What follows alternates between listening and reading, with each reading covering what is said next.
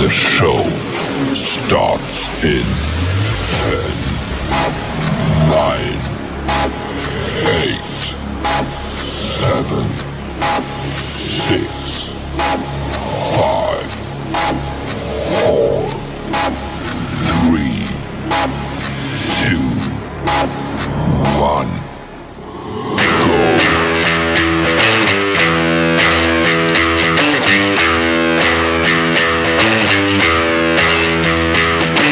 The following program contains mature content. Any opinions expressed are those solely of the host and any guests. Listener discretion strongly advised.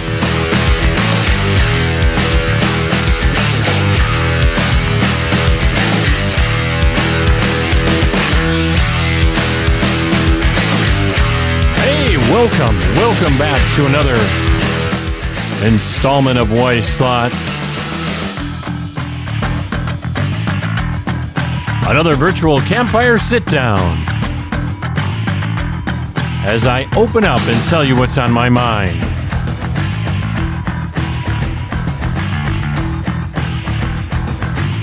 And remember, you can check out the website located at purplepitstudios.com. Just go to purplepitstudios.com, click on the Wise Thoughts podcast, and there you can listen to many an episode, rate the podcast, and so much more. So what are we going to talk about this time on Wise Thoughts? Now more than ever in today's world, my friends, you have to be your own best advocate. And I'm going to explain why on this episode of Wise Thoughts. So let's get ready for that virtual campfire sit-down. Grab your beverage of choice, get comfortable. And we're going to get into it this time on Wise Thoughts.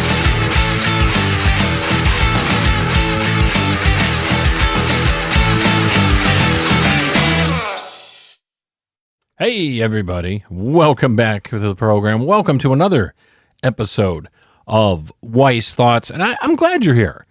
I really am. And I hope you're doing well. Is everybody all right out there?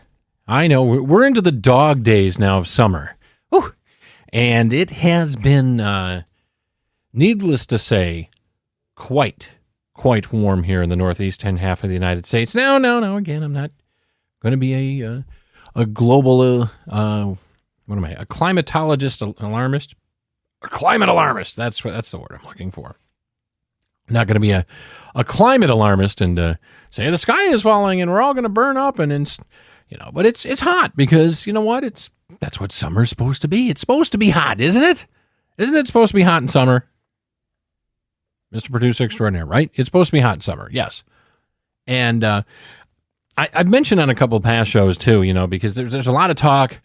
I go back an episode or two. In fact, look for the episode titled "Climate Cha-Cha," like that David Bowie song, "Cha-Cha-Cha Changes."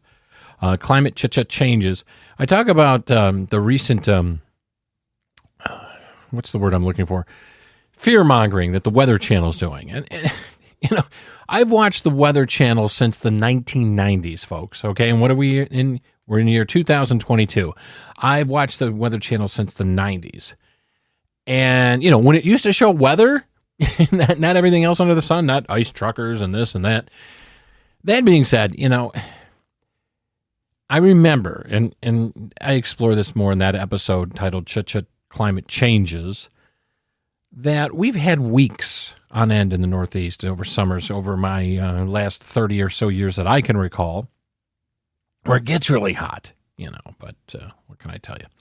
So it's nice and warm. We're into the 80s and 90s here in the northeastern half of the United States, enjoying summer because soon enough we'll be donning the parkas and jackets and hats and mittens, and that is, we cruise into fall and winter. So just enjoy the summer while you can. Okay, that's what I'm trying to say. Enjoy the summer while you can, and just go with it, man. Just go with summer. All right. Now, what we want to get to one more thing too. If you like the podcast, do us a favor, leave us a rating and share the podcast with your friends, will you please? We appreciate that. Okay, great. Now that we've got all that out of the way, we're back using the other some of the equipment in the alternate studio here. We tried some new equipment out for a while, and it's a new mixing desk made by Rode. I think what did they call it? The Rodecaster 2? Procasters are microphone. Rodecaster Pro 2. We were using that for a few episodes, and we ran into some technical glitches and hiccups, and we went through, about three of those units, and just kept running into issues. So finally we said, you know what, we're going to go back with the old trusty, reliable Rodecaster Pro first edition, which is what we're recording on in the studio now. And, if it ain't broke, I guess don't fix it, right? Why shell out another $600, $700 if you don't have to, especially in today's economy, right? So anyhow, that's the update with regards to that. Now, I was talking about in the teaser in the open about today, and what I mean by today, in today's day and age, now more than ever, you have to be your own best advocate, your own best caretaker, if it were. And I want to bring you some real-life examples from my life. Now, there's plenty of people out there that'll take advantage of you. There's plenty of organizations that'll take advantage of you. There's plenty of family members that can take advantage of you. In the end, my friends, you have to be your own best advocate, your own best watchdog, your own best caretaker.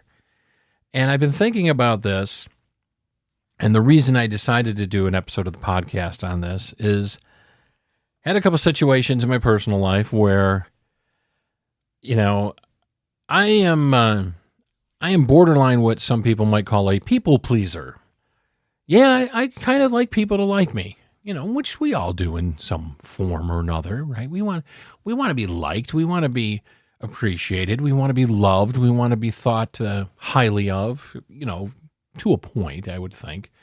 Some of us aspire for that edification, that gratification more than others, and some of us require it more than others and want to, keep feeding that urge.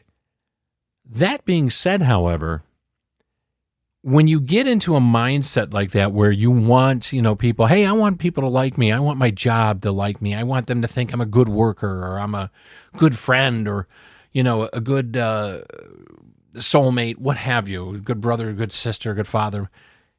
You open yourself, or you can open yourself up to be taken advantage of, to be used, to be gaslit. What else?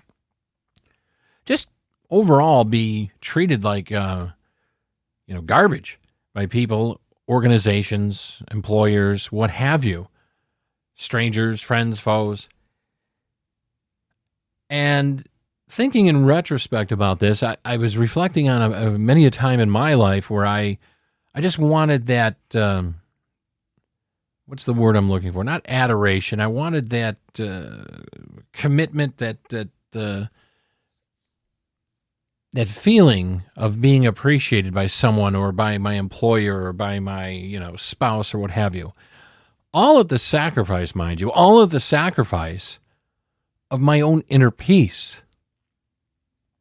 Now, I'm going to pull a couple examples here. One I'm going to go way back in my mental archives for. When I was in my mid-20s, I had recently been divorced. I had gotten married too young, and I'm going to share, and I'm not going to overshare. I just, going to tell you a little bit about me. I had gotten married very young. I had a child, my son, when I was very young of age, like 21 years of age. And I know some of you are saying, yeah, big deal. 17-year-olds are having kids, 16-year-olds, 18-year-olds, 20-year-olds. Well, back in the day, my friends, back in the late 80s, early 90s, it was still considered pretty young, 20, 21 years old to have a child. I know somebody, out on the prairie, Terry, they were having kids at 14 and 15. Well, I know this ain't the 1800s, okay? So anyhow, me and a young lady were quite enamored with each other, emotionally and physically. And the fruits of our coupling produced my son. that didn't work out because I don't feel we were both emotionally ready at the time for the commitment, the responsibility that all that endured and all that called for at the time. I know I wasn't, and I take full responsibility for that. I was not what you would call a giving person per se. I was more selfish. I was one, me be me, So I, acted in a manner that wasn't productive to the relationship, and we decided to go our separate ways. I rebounded. I had my few years of, I guess, just whoring around, I guess would be the only way to state it. I was a man whore for a while. Then I met this young lady at a job I was at a new job I had started, and we started developing a, friendship that moved on to a relationship. Now, this young lady and I ended up being together and getting into a more serious relationship, and the mindset I went into it with is, hey, my first marriage had failed, and I felt that, a good majority of that was my fault. I was growing a little bit more, but I was still immature in a lot of ways, mentally and emotionally. However, with this next young lady that, I began a physical relationship and a, emotional relationship with, I went into it with the mindset of, I am not going to fail at this. Come hell or high water, I'm going to do whatever it takes to make sure this relationship works. Now, just to set the table for you, or set the scene, this woman, this young lady, she was younger than me by about 4 or 5 years, if I recall correctly. We're not together, by the way. She's not the current Mrs. W, so. However, this young lady, and I will keep her name anonymous for respect, but she was a blonde. She was quite attractive. She had that, that 36, 24, 36 kind of body thing going for her, and part of me was oogling over that, because I'm a guy. I'm a guy, so that's what guys do. And I was in my mid-20s, and, that's what guys do, Anyhow, I went into it with the mental mindset that I am not going to fail at this. So what I think I had done, in looking back on it in retrospect after all these years, is I allowed things to be said to me, done to me, presented to me that went against my inner being, my inner soul, consciousness, my karma, whatever you want to call it. And now let me also set the stage for you, the scene for this woman and her family were very wealthy. I come from modest means, very modest means, but these people were wealthier. Her father was big into the real estate game and things like that, and they were more affluent, and they had some money. Okay. I allowed, this gal to, come into my life emotionally, try to change me on how I would dress, how I should think, how I should act, how I should respond to things, with very little pushback by me, because I wanted the satisfaction of the physical relationship from her, but also B, I wanted the satisfaction of looking in the mirror every morning and saying, yes, this relationship is working and I'm doing everything I can. I'm giving it my all. And, if this fails, it's not going to be my fault. So we went through a turbulent period of about 5 years of dating, a few like breakups here or there in with it, but for the most part, about 5 years dated. And my friends at the time, and even several family members said, your relationship seems, the only word that I can use that would describe it, they were telling me, they didn't say this, but I know looking back on it now, that was your relationship's pretty toxic. You're not you. You're acting a different way. You're not Terry. You're kind of distancing yourself from your friends, and your family, and you're kind of ostracizing them. And you're just not being the Terry we know. Are you happy? And, I had deluded myself. And, yeah, I'm happy. I'm fine. I'm great. Can't you see how good this girl is for me? And, she's helping me do this and that and that. And I was mesmerized, hypnotized, whatever you want to call it, however you want to do it and to frame the word. In that the simple fact of allowing myself to lose myself in someone else's expectations, someone else's idea of how I should be towards them, and ultimately ended up marrying this girl against almost everybody. 8 out of 10 people surveyed said, don't do this. And I said, damn it, I'm going to do it, because I'm going to show you all that, that the first time, was a boo-boo, and we're going to make this one work. Well, we went ahead, had a big old wedding, church wedding, what have you. 6 or 7 months after that church wedding, the relationship was over because she was finding solace in the arms of another man. Now, I don't tell you that for pity. I don't tell you that for, to say, oh, poor Terry, poor that. I tell you that because I'm coming from a place to let you know of this was a doomed relationship from the start. All the warning signs were there, for both of us. I mean, we were not good for each other. She came from this side of the tracks. I came from that side of the tracks. Now, not to say that a love story couldn't happen with something like that. However, when you have oil and water, and they always say oil and water doesn't mix, fire and gasoline, generally not good bedfellows, nitroglycerin in a dump truck driving through a factory, probably not good. It was going to be explosive. Now, there was no violence or anything like that, what I'm saying. There was just a lot of emotional tyranny on all sides. And I ended up being generally an unhappy person. I went through highs and lows, but mostly when I hit my lows, I was a heavy drinker and a heavy smoker. And I learned a lot from that particular relationship. I really learned a lot. And when it ended, basically I had to start from scratch. I mean, I got $2,000, a chair, my clothes on my back, and one of the televisions that I had. And that's all I got of the relationship. I mean, not that she took me to the clean. I just walked the fuck away, and she wanted everything else, the bank accounts and everything. And like, fine, whatever. I took $2,000. I took my chair. I took my clothes. I took my TV and I think at the time, my VHS movie collection, and I moved the fuck on.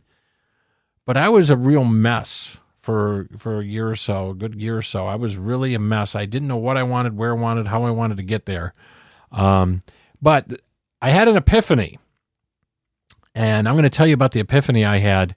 We're going to take a quick break. After that, I'm going to give you some more details on why we're talking about this time on Wise Thoughts, that you are your own best advocate. You're your own best guardian angel. We'll talk about that right after this.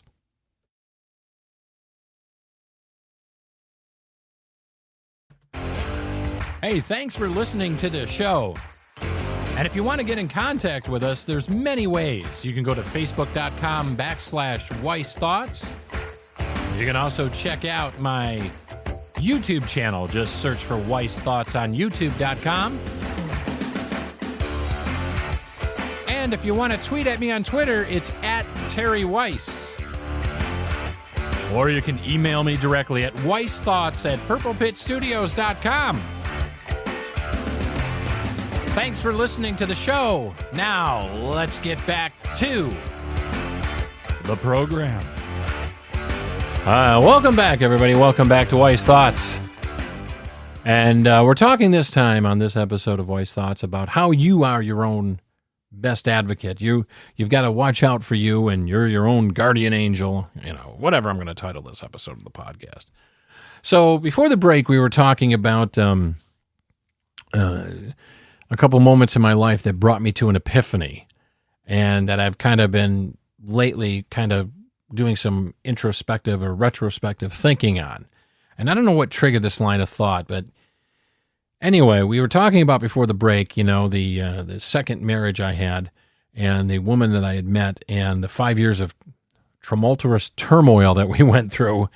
There were some good moments. Don't get me wrong. There were some good moments, but mostly it was a lot of me sacrificing my chi, my inner being, who I am at my core foundations to please someone else. And it was disastrous.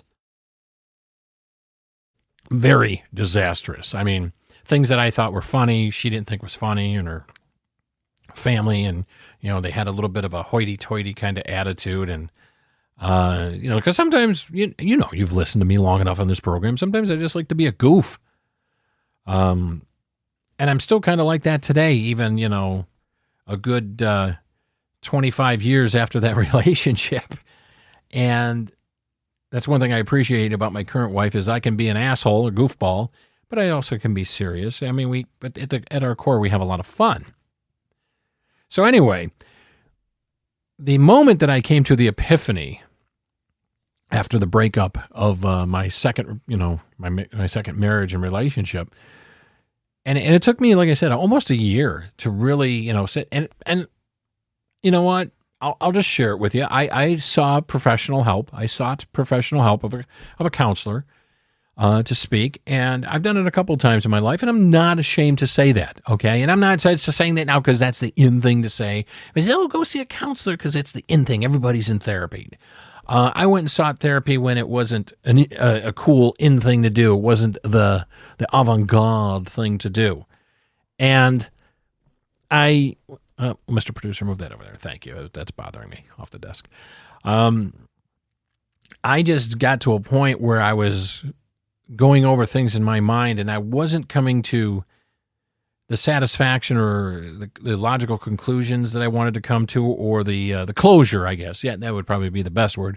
I wasn't getting the closure that I was looking for. So I sought professional help, and for quite a few months, spoke with someone on a weekly basis, and really got to the core. And it opened my eyes a lot to why things progressed the way they did. What the signs on the road were that I saw, but subconsciously I saw them subconsciously. I didn't take action on them. I saw them and kind of just buried them in my subconscious and ignored them. We came to that realization. We also got down to the brass tacks of, when you push your core beliefs, your core things aside, whether it's for someone else, an employer, a friendship, or even a family member, something that goes against, you've heard that expression, right? This goes against every grain and fiber of my being. Well, it's not going to be healthy for you. It can't. How can it be? How can it be healthy for you to go against everything that's your core belief? It's like you're trying to run uphill and a muddy hill in your bare feet. You just have no traction. You're just slipping further into the abyss. But we got to the bottom of that. We got down to the bottom of why, certain things made me angry thinking about them in retrospect. We covered that ground. We covered a lot of ground. And at the end of the therapy, the time I spent in therapy and speaking with someone about that, the more sessions I went to, the better I felt because I was getting closure to some of these things. I was getting a finality. I was getting to a reason. I'm like, this is why I feel the way I do. Or, this is why this happened when that happened. Or this is why I reacted the way I did when this was said. Or why I did this to them to get a reaction out of them.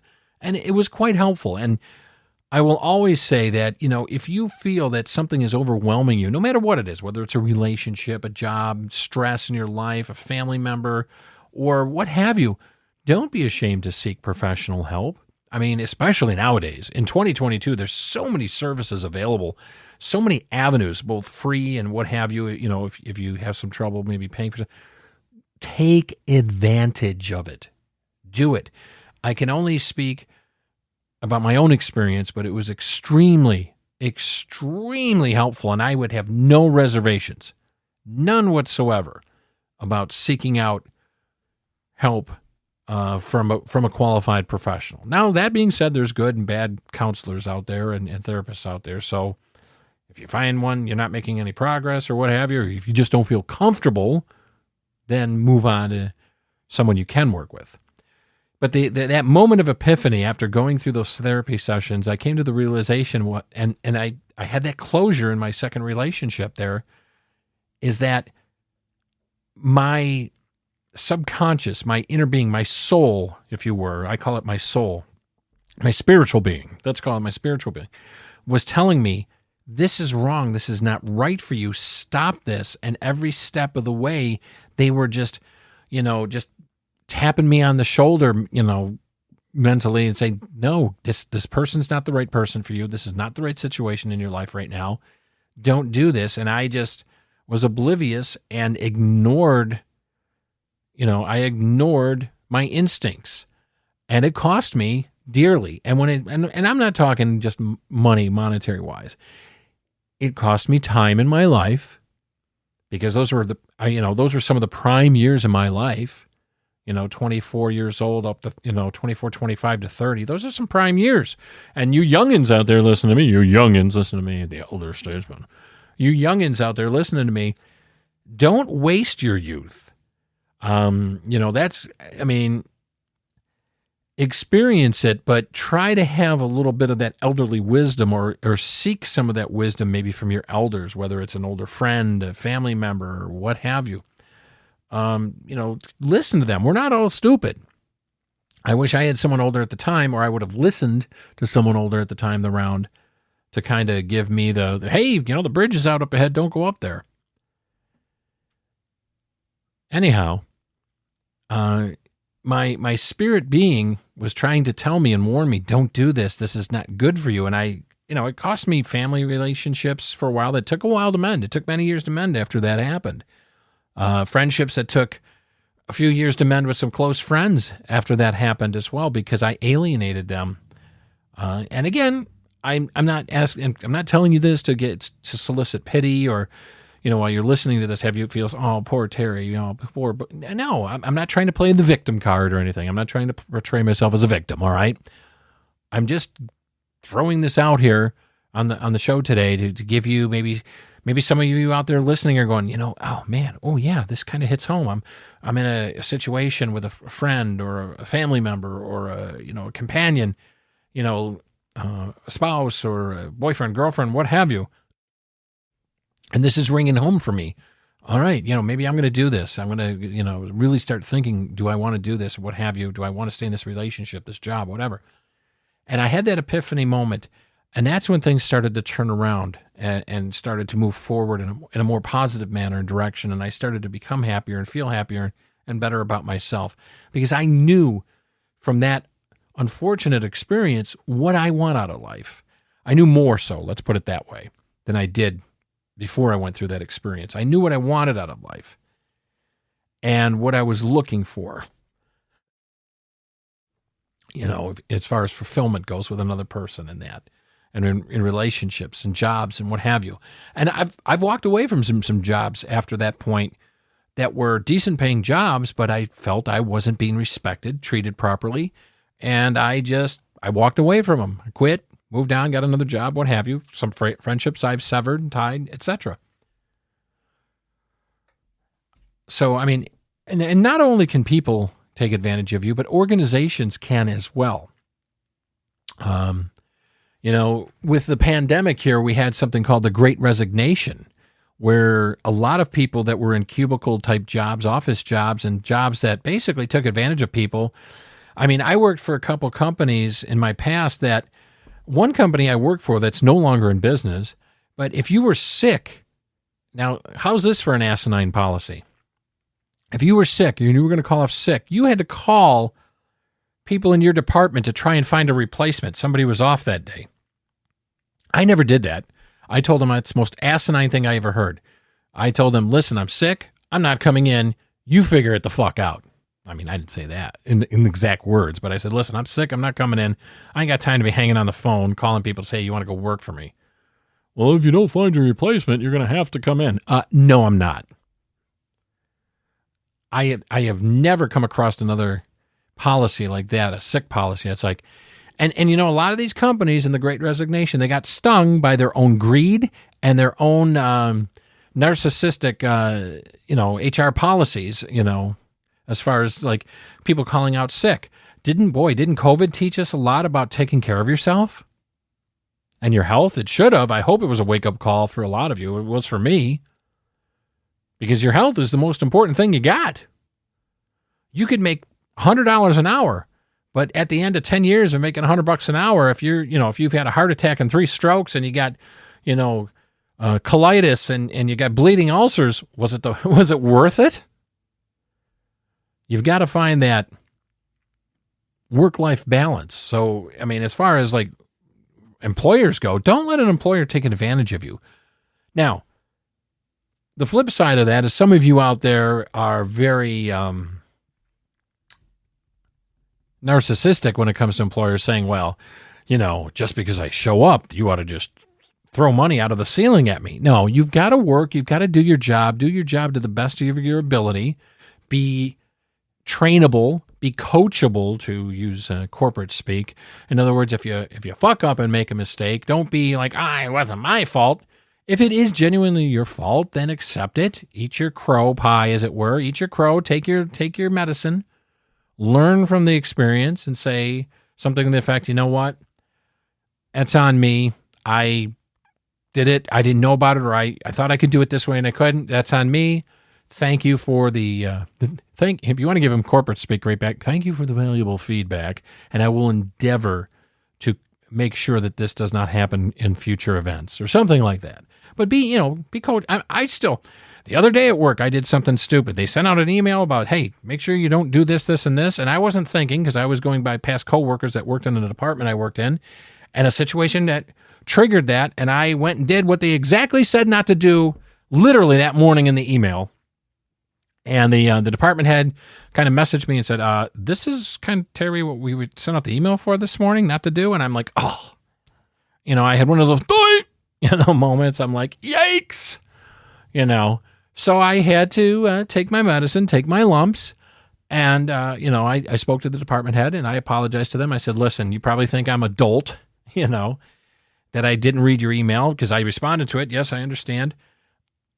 Not to shirk responsibility of what I'd done, the mistake I made, or to throw anybody under the bus or deflect from it. I was just going by past precedent from a couple other folks that said, well, in the past, this, and this, but obviously situation has changed. So I take full responsibility. I do apologize.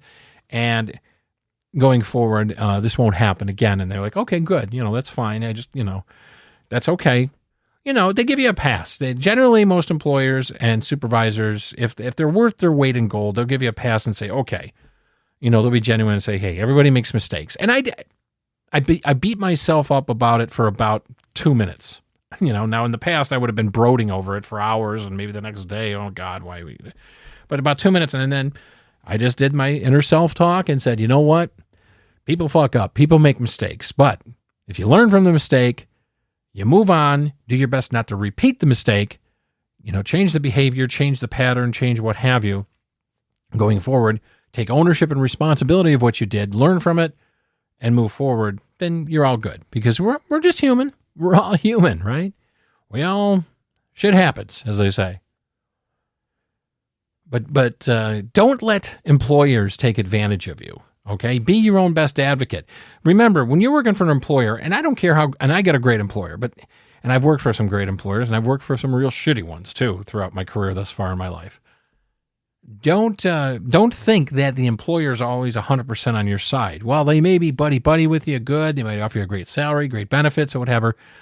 At the end of the day, my friends, your employer's main fiduciary duty is to make money to stay in business, whether they're servicing clients, making a product, what have you, providing a service. You have to remember that. They're not there to appease you, to make you feel 100% comfortable all the time, what have you.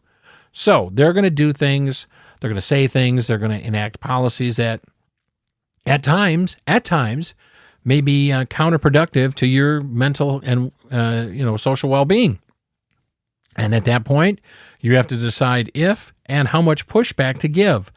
Standing up for yourself is never a bad thing, as long as it's done with regards to an employer in a professional manner. And I've had to do that a couple of times at employers in the past. I've had to kind of just basically tell them, hey, this is not acceptable. The way you talk to me, the way you did this, or what you did to me here, or the treatment of that, or the reason that you're moving me over to this or doing that. And I've called people out on it, both verbally in conversations and in written communications. And again, always keeping it in a professional manner, because if it's an employee-employer type of situation. And I would say that 95% of the time it was resolved with one phone call, one email, and some brief discussion, maybe after both. And that was it. A couple of times throughout my career thus far in my life, I've had to go higher, what is the mob called? I had to have a sit down, had to sit down, and based on that, went from there. And a couple of times I've moved on from employers when I didn't feel satisfied after that. So you have to value yourself. Value yourself to the point where you have respect for yourself, because if you don't have respect for yourself, no one else is going to have respect for you. However, don't have such a high opinion of yourself that everyone says, wow, you're a narcissist asshole. You got to have everything your way all the time, and they got to coddle you. No. I think, again, getting back to as far as, you being your own best advocate and having a love relationship with yourself, the Great Resignation brought on by the COVID pandemic has taught us that these companies can be, put to task. So we're going to take another quick break, and when we get back, we're going to get into the final portion of the program. I've got some closing thoughts and ideas in that. We'll be right back right after this.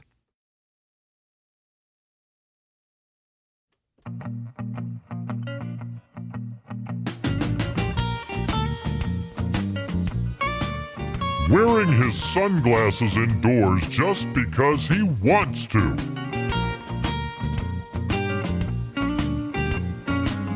Let's get back to the program. Here's your host, Terry Weiss. I like this groovy music. This is good stuff. Kind of makes me feel like, either riding on a motorcycle or driving through the country, winding through the country roads. But anyway.